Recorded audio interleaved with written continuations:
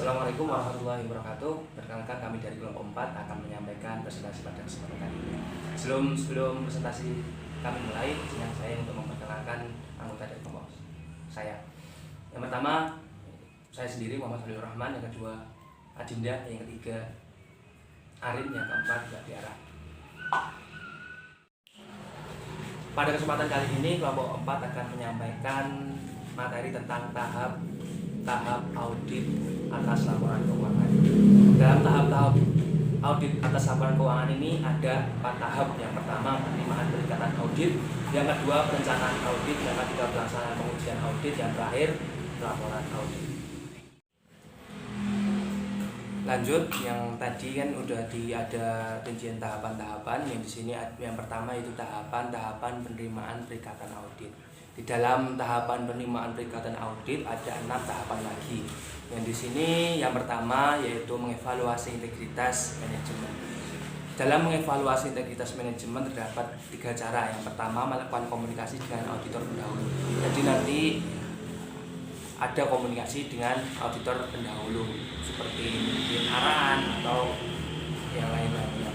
Yang kedua yaitu meminta keterangan dari pihak ketiga. Di sini pihak ketiga yang dimaksud yaitu pihak bank, kuasa hukum, atau kalau perdagangan yaitu Kadin. Yang ketiga yaitu melakukan review terhadap pengalaman auditor di masa lalu dalam berhubungan dengan klien yang bersangkutan. Tahapan-tahapan yang berikutnya yaitu menentukan kompetensi auditor untuk melaksanakan audit.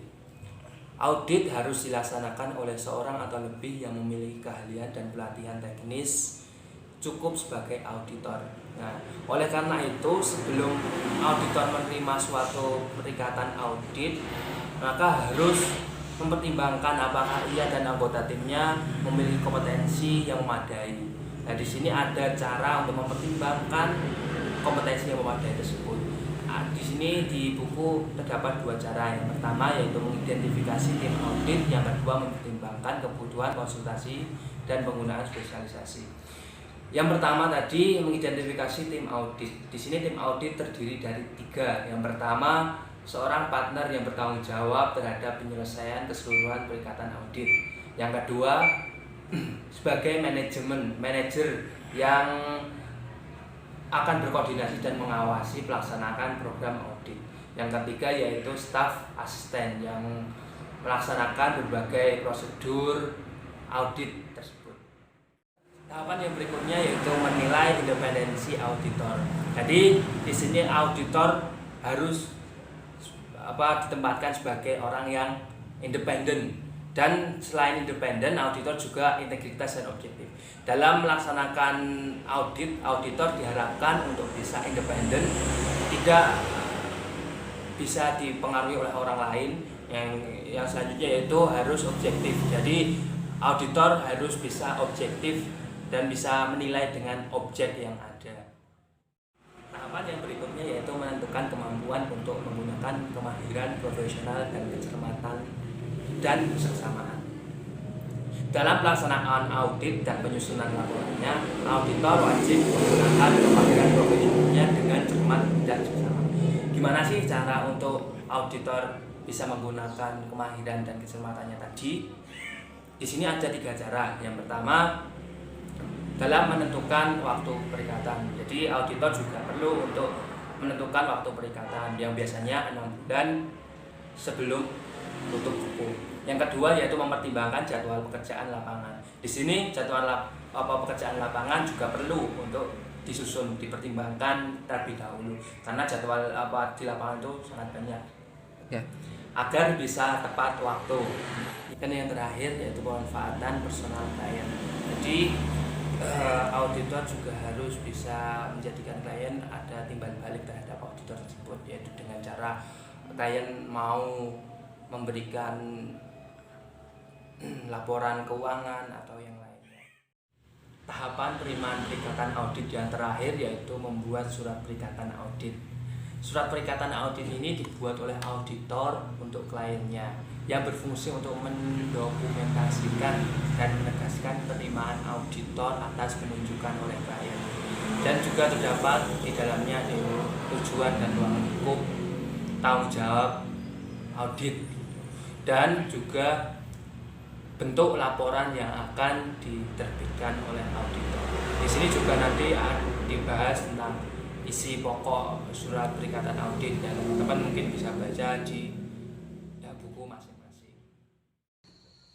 Kemudian saya akan melanjutkan ke submateri yang kedua, yaitu perencanaan audit. Apa sih perencanaan audit itu? Perencanaan audit adalah total lamanya waktu yang dibutuhkan oleh auditor untuk melakukan perencanaan audit awal sampai pada pengembangan rencana audit dan program audit secara menyeluruh. Kemudian, ada 3 alasan utama mengapa auditor harus merencanakan dengan tepat. Yang pertama yaitu untuk memungkinkan auditor menetapkan bukti yang tepat dan mencukupi pada situasi yang dihadapi. Yang kedua, yaitu untuk membantu menjaga biaya audit agar tetap wajar. Kemudian yang ketiga yaitu untuk menghindarkan kesalahpahaman dengan klien. Kemudian selanjutnya terdapat 8 pendekatan dalam perencanaan audit dan perancangan audit. Yang pertama yaitu menerima klien dan melakukan perencanaan audit awal. Dalam hal ini terdapat beberapa hal penting yang terdapat dalam perencanaan awal, yaitu menyangkut informasi mengenai alasan klien untuk diaudit, menerima atau menolak klien baru maupun klien lama, mengidentifikasi alasan klien untuk diaudit, dan menentukan staf untuk penugasan dan memperoleh surat tugas. Pendekatan yang kedua yaitu memperoleh informasi mengenai latar belakang klien. Dalam hal ini auditor harus memiliki tentang ciri-ciri lingkungan kegiatan perusahaan klien yang akan diaudit yang berguna sebagai acuan dalam menentukan surat penugasan dan perlu tidaknya prosedur-prosedur khusus audit untuk perusahaan tersebut. Ada beberapa hal yang harus dilaksanakan, yaitu meninjau lokasi pabrik dan kantor, memahami kebijakan-kebijakan penting yang terdapat dalam perusahaan tersebut, dan mengidentifikasi pihak-pihak yang mempunyai hubungan istimewa dengan perusahaan tersebut dan mengevaluasi kebutuhan akan spesialis dari luar. Untuk pendekatan yang ketiga yaitu menilai risiko bisnis klien, dan untuk pendekatan yang keempat yaitu melaksanakan prosedur analitis pendahuluan. Melakukan analisis ini sangat penting, artinya dengan demikian kegiatan pemeriksaan dapat tergambar di dalamnya. Prosedur analitis ini diantaranya yaitu memahami bidang usaha klien, penetapan kemampuan satuan usaha untuk menjaga kelangsungan hidup perusahaan, indikasi adanya kemungkinan kekeliruan dalam laporan keuangan, dan mengurangi pengujian yang Untuk pendekatan perencanaan audit yang kelima yaitu menentukan materialitas dan menetapkan risiko audit yang dapat diterima. Besarnya salah saji informasi akuntansi dapat membuat pertimbangan pengambilan keputusan terpengaruh.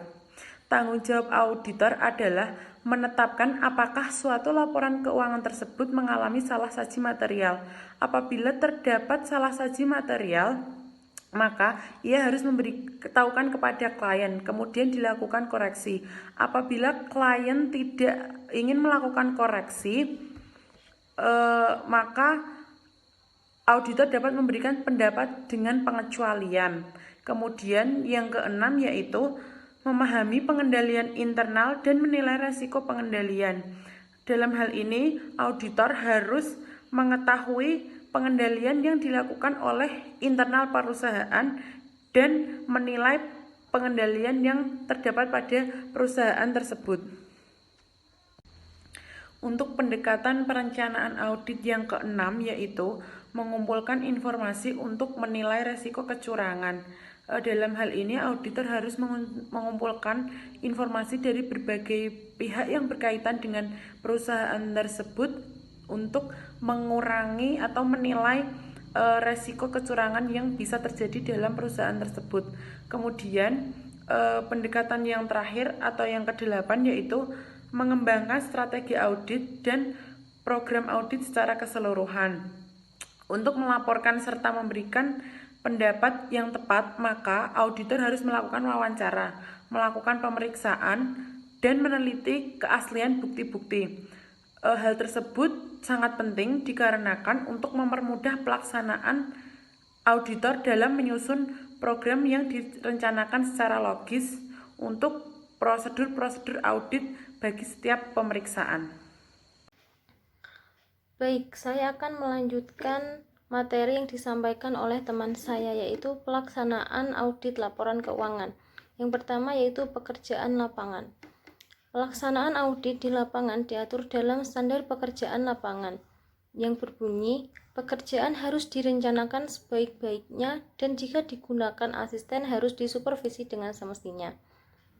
Selain itu, audit juga punya alasan yang harus direncanakan dengan baik, yaitu memperoleh bukti kompeten yang cukup, dan yang kedua, membantu menekan biaya, dan yang ketiga, menghindari salah pengertian dengan klien.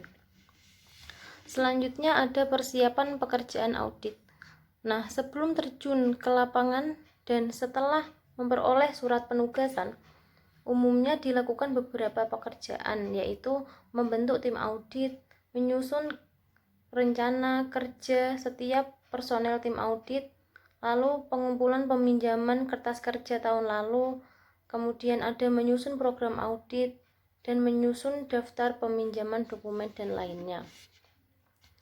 Selanjutnya ada 5 jenis pengujian yang dipakai auditor untuk menentukan kewajiban laporan keuangan, yaitu yang pertama, prosedur untuk memperoleh pemahaman, dan yang kedua, pengujian atas pengendalian, dan yang ketiga, pengujian substantif atas transaksi, dan yang keempat adalah prosedur analisis, dan yang kelima yaitu pengujian terinci atas saldo.